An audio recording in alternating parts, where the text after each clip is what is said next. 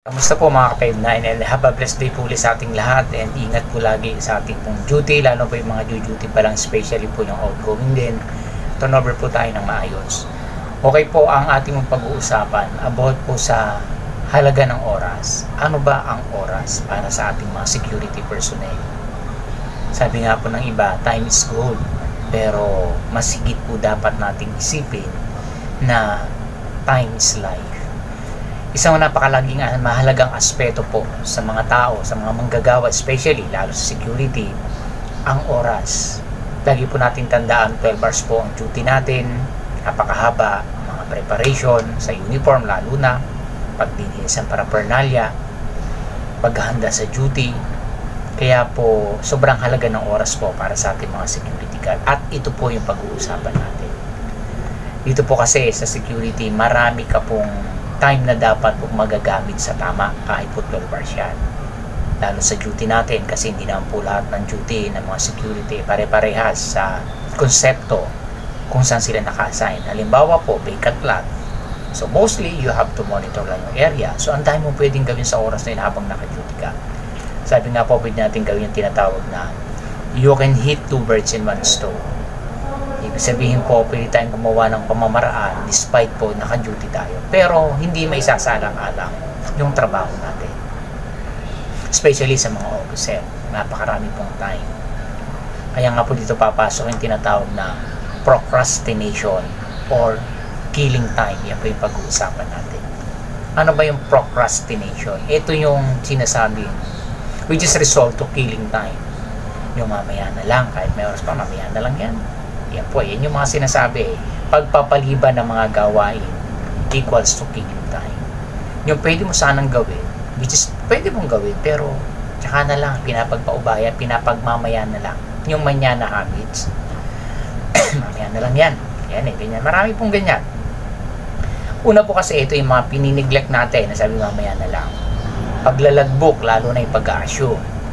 Pag nag-assume yan, sige buddy, matik na yan. Ikaw naman na mag-a-assume, mamaya na lang. Eh hindi po natin alam, yung mamaya mo na meron pa palang mangyayari na hindi natin alam. So mangyayari niyan, paano marirecord ng on the spot kung hindi ka pa nakapag-assume? So alam mo mag-record ka, wala ka pang pag-assume. Sa mga security, maging aware po tayo dyan. Kailangan po, once na mag-assume tayo, dapat you have to put it in record. I-record mo na kung ano yung mga nandyan lahat. Para po, every time na yung mangyayari or segundo, minutes man yan may mangyayari, may record po natin na tuloy-tuloy yung record natin. Kumbaga, orderly, naka-proper yung time. Siyempre po, yun ang kailangan sa logbook. Dapat yan, yung oras po natin yan, tuloy-tuloy po yan. Kung 7 o'clock ka nag-start, 7:15, 7:20, 7:30, and so on and so forth. So, kinakailangan po, wag po natin ipapagwalang kahalayan. So, kadalasan, nangyayari po yan. So, wag po natin gagawin. Pangalawa po, nanineglect natin paggawa ng daily report. Siyempre, halimbawa tayo, meron tayong daily report sa mga boss natin or sa mga superior natin. Kasi mamaya na lang yan. Ay, kung sa dami ng gagawin mo, yung mga insidente or what na mangyayari hindi natin alam, maghahabol ka ngayon ng oras. So, sayang yung oras, di ba? Kaya sobrang halaga. Kasi ang oras nga po, pag dumaan na yan, hindi na maibabalik yan, tapos na yan. Kaya dapat bawat oras pa pinapahalagahan natin. Ginagamit natin sa tama. Kung it's time to relax, di mag-relax ka. Time your break, mag-break ka. Time you eat, you have to eat. Hindi mamaya na lang. Lahat inubos sa mamaya. So, anong mangyayari po sa oras? Hindi na may babalik yun. Sayang. So, kinakailangan po dapat pag nakaluti tayo, lahat ng oras na tumatang, binibigyan natin ng halaga. Huwag natin hayaan na ito'y matapos nang walang nangyari. Kahit sabihin sa break mo yan, at least may nangyari, nagpahinga ka nun eh. Kasi time mo yan. Hindi mo break, magpapahinga ka, hayaan mo na lang mabos yung oras, hindi mo natapos yung trabaho. So, sayang. Okay po. So, next po na pinapabayaan lang natin, na neglect, is yung dapat nagsisegregate tayo ng mga expired documents. Kung halimbawa, hindi ka busy, wala ka masyadong ginagawa, oras ng trabaho mo pa, gawin mo. Okay, ito yung mga documents ko, expired na ito, itabi ko na, segregate ko na, para at least yung mga latest, yun lang, hindi yung halo-halo, andiyan expired na, kaya tuloy iba nagkakaproblema when it comes to documentation. Kasi expired na pala yung nakatambak pa dyan, yung mga latest na iilaliman. So, it takes time ka na maghanap ka ng record. Samantala kung lahat recorded yan, meron ka nakalagay sa ibabaw kung ano yung mga latest na mga documents, mga work permit pa yan, gate pass man yan for pull out or authorization letter yan, nakaayos yan, naka-separate yan, kanya-kanya. Eh di makikita po natin na ibig sabihin po, nasa ayos po yung ating mga dokumento. At this lady siya, makikita mo, ito, andito nga yan.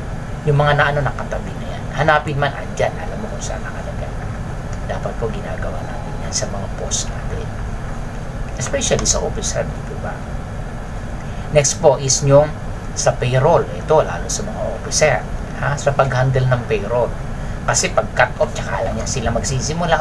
Katapusan ngayon, 15 ngayon. Ngayon ka lang magagawa, magkaklag ka po. Especially pag marami kang handle na tao. Kahit ilan nga yan pagka hindi mo sinubaybayan yan, magkakaproblema ka dyan. So, dapat po yan, naka-advance ka. In my part po, ginagawa ko yan. May time card na ako, may logbook pa ako. Hindi ako tumitingin doon sa record nila sa logbook na sino ka-duty ng ganito, hindi. May sarili pa. Kaya ako isang upo ko lang yan, alam ko lahat ng nangyayari sa record nila. Daily yan, chinicheck yung time card nila. 12 hours, sino yung day off, sino yung 24 hours. Kaya pa nag-cut off ako niyan, isang upo ko lang yan, tapos ko yan. Hindi na kailangan pa kasi andun lahat, araw-araw, naka-check sa akin yan. May DTR na ako, meron pa akong logbook. Kasi natin masasabi, nawala yung time card nila, at least yung logbook mong sarili na, andyan yung money.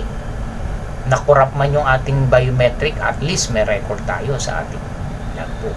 So marami akong source ng record. Kaya hindi ako nagka-clag when it comes to recording. Kasi sa tagal na nating nagiging officer, kumbaga, yung sistema nakukuha na natin Consistent mo lang gagawin yan Kasi nakita mo, nagmamaterialize gagawin ko to. Obsolete na to, hindi pwede rito to, hindi katulad sa ibang post ko, hindi ko gagawin. So nagkakaroon na experimentation sa area ko. At kung paano ko i-handle when it comes to documentation, lahat po kasi napakahalaga niyan. Kasi nga, di ba, security personnel, they are the preservation of documents, preservation of information. So how do you preserve for that information? Through records. So kailangan po na ituturo natin sa mga support unit natin. Do not neglect yung mga ganon. Pag may time, dapat nag-iisip tayo ng mga ideas. Next po natin is yung, siyempre, i-check din natin mga equipment natin. May free time off, yung ating bang mga flashlight natin. Naka-charge ba yan? Kailangan. Siyempre, pag nagtagal yan, kahit na-i-charge mo yan, malolobat yan. So, dapat, naka-charge ba yan? Yung ating mga megaphone, naka-charge ba yan? Lahat, dapat. Siyempre, when it comes to emergency, kailangan, be prepared. Yung mga spine board ba natin, okay ba? Malinis, maayos ba yan?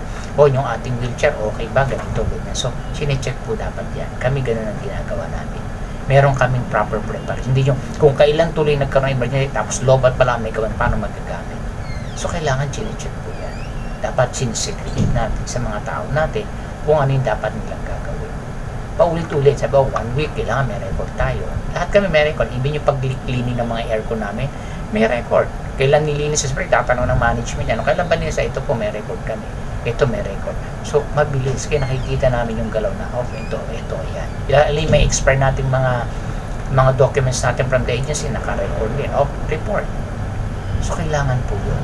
So, wag natin. Kapag madaming oras na pwedeng gawin. Kaya nga, don't kill your time. Iwasan natin procrastinate sa kanyang killing time. Napakamali pong gagawin natin yan. Ang daming pwedeng gawin. Next pa po, ito pa po. Siyempre yung kalinisan, lalo sa office, ng mga officer, ayusin naman yung office natin, yung make it neat, maayos, di ba? Kasi it could reflect for our personality, yung surroundings natin, especially sa office, yung papasok ka yung mga pes, nagtambak doon, ang dumi-dumi. Ako, yan po yung tinitingnan ko pag sa mga office. Pag tinignan ko, diba yung mga pes, patong-patong, hindi mo malaman kung paano, walang arrangement. Napaka-ano po yan. Pag pumasok ka sa isang office na malinis, ang nag-o-office yan, mahusay magtrabaho yan.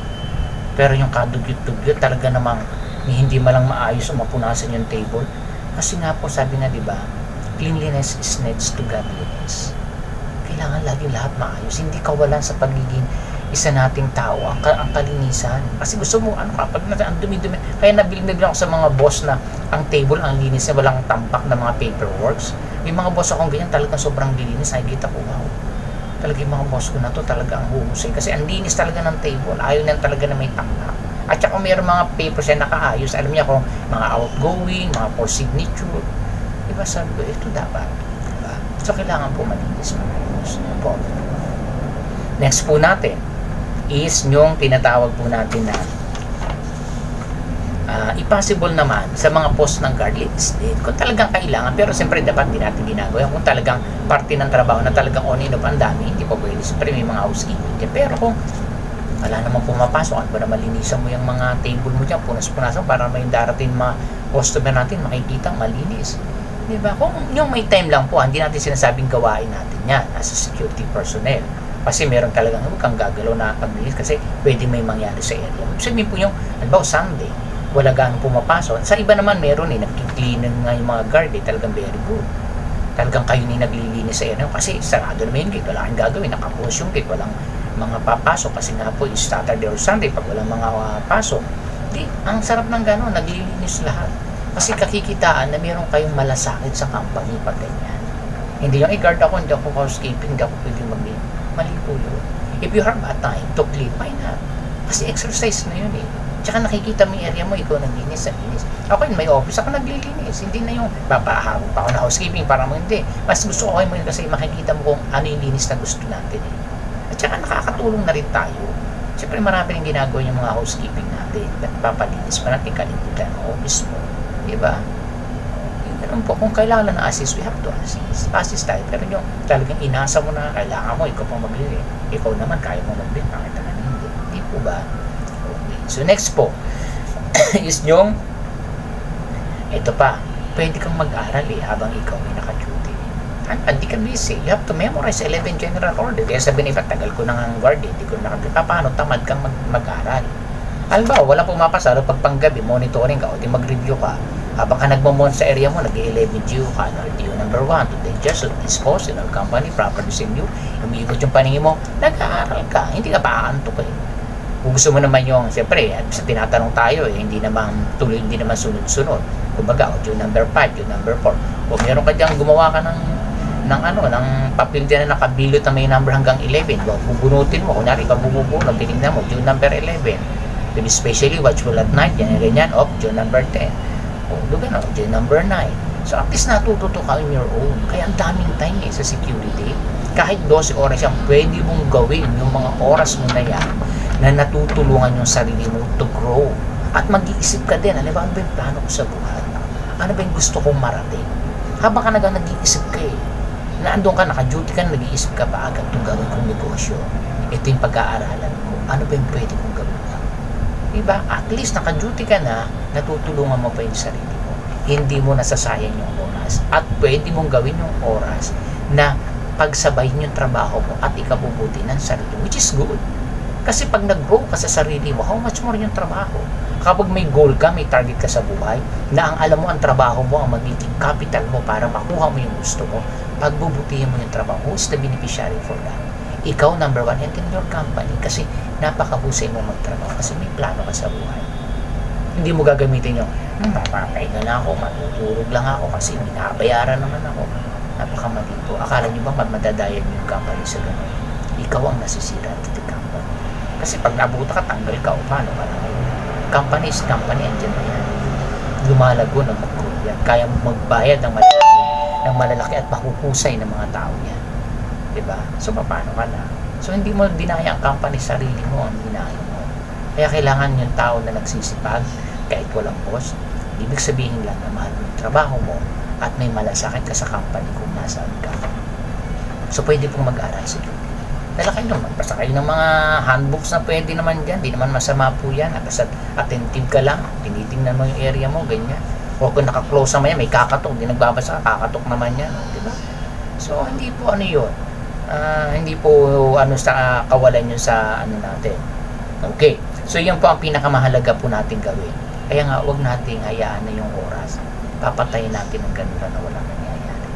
Napakatanda natin ang oras po, pag dumaan yan, tapos na hindi na yan babalik. Kaya dapat bawat oras pinapahalagahan.